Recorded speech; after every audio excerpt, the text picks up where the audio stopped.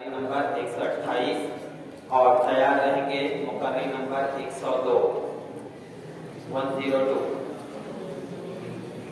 अल्हम्दुलिल्लाहि रब्बिल आलमीन वस्सलातु वस्सलामु अला अशरफिल मुरसलीन व अला आलिहि व सहबिहि अजमईन अम्मा बाद। औज़ु बिल्लाहि मिनश शैतानिर रजीम बिस्मिल्लाहिर रहमानिर रहीम।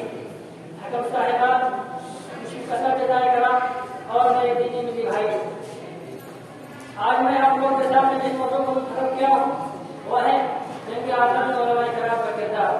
मोहतरम सामीन, तारीख आज़ाद हिंद के मौजूद पर लिखे जाने वाली किताबों का वर्ग इस बात पर शाहिद है कि हिंदुस्तान की जंग आज़ादी सबसे पहले मुसलमान ने शुरू की।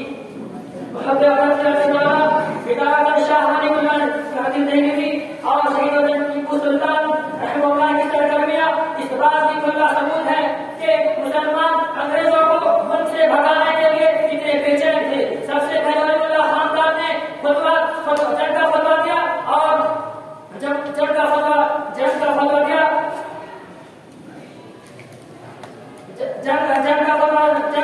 दिया और